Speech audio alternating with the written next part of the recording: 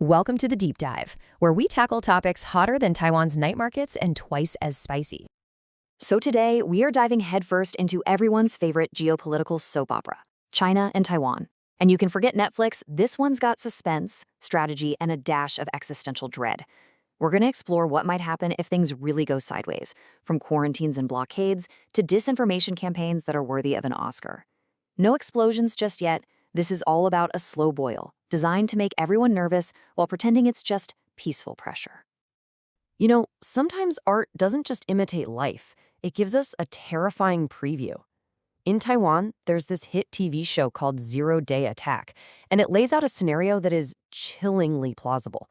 It imagines a bomb blast, a search and rescue mission that's actually a cover for a quarantine, and a flood of propaganda that turns the island against itself, all before a single soldier even lands. And get this isn't just some writer's wild fantasy. The show's creator, Cheng Xin-mei, says the plot is rooted in things that are already happening.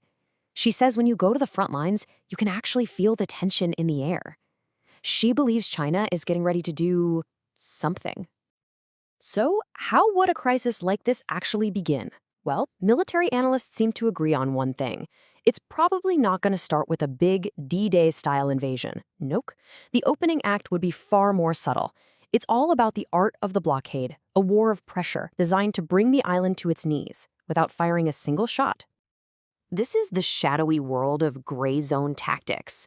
Think of it as geopolitical bullying. The actions are definitely coercive, they're aggressive, but they're deliberately designed to stay just below the line of what you'd call conventional war. It's all about creating a crisis while having plausible deniability.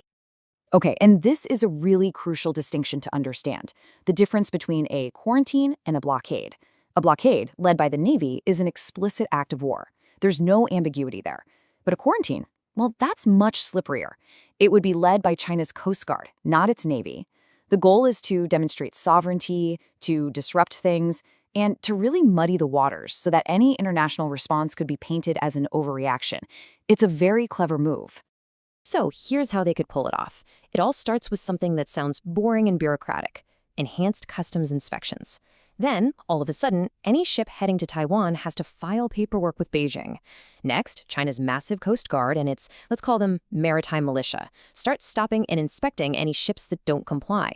It's a slow squeeze, designed to create a new normal where China basically controls access to Taiwan's ports, all without ever declaring war.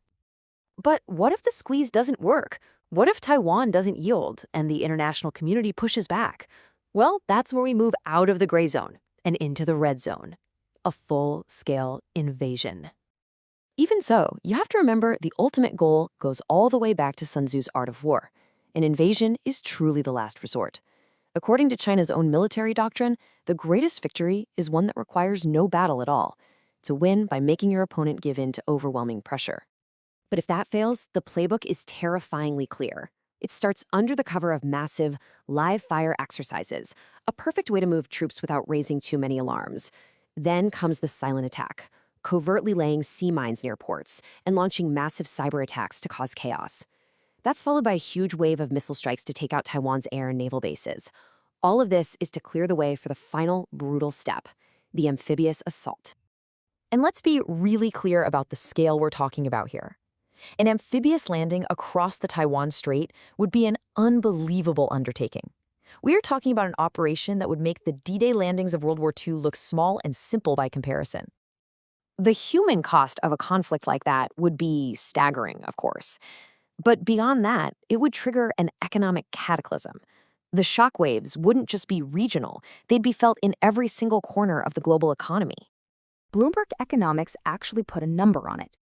$10 trillion. That's about 10% of the entire global GDP. To put that in perspective for you, that is way bigger than the economic damage from the war in Ukraine and the COVID-19 pandemic combined. So why? Why such a staggering cost? Well, the reason is probably in your hand or your pocket right now. Taiwan produces over 90% of the world's most advanced semiconductor chips. These are the brains inside literally everything: our phones, our cars, AI data centers, military hardware. If you cut off that supply, the global tech industry grinds to a halt, period. So, faced with this kind of existential threat, you might think Taiwan is just waiting for the inevitable. But you would be wrong. The island is actively transforming itself into a fortress, preparing for the absolute worst case scenario with a kind of resolve that only comes from true necessity. And this really sums up the national mindset, and it comes straight from their president, Lai Ching-te. He says that when you're facing this kind of pressure, preparation isn't a choice, it's the only option. And that's the feeling driving this national effort to make the cost of any attack just too high to even contemplate. And when they say whole of society, they really mean it. This is not just a job for the military. I mean, yeah, compulsory service is now a full year, and they're buying billions in weapons like drones and missiles, but they're also coordinating crisis response across the entire government and even telling regular citizens to stockpile food and essential supplies. But what's really amazing is that this isn't just a top-down government plan. It's bubbling up from the ground. You have civilian groups like the Forward Alliance that have trained thousands and thousands of regular people in first aid, emergency communications, and disaster response. The goal is to build a population that's resilient, one that can support itself and the professionals when a crisis hits. Okay, so we've talked about ships, missiles, and economics. But in this incredibly high-stakes game, there's one final wild card. And it's not about weapons. It's about the internal stability, or maybe the lack thereof, within the major players themselves. Just look at the instability here. On one side, Xi Jinping has purged a shocking number of his top military leaders. Now, is he just cleaning house to prepare for war? Or is his military actually in disarray? And then you look at the US, which has seen its own abrupt high-level leadership changes. In a crisis, you need a steady, trusted chain of command. And without it, the risk of a catastrophic miscalculation just skyrockets. This instability on both sides leaves us with a deeply, deeply unsettling question. In a showdown that's already defined by chaos and mistrust, where both command structures seem to be in flux, who blinks first?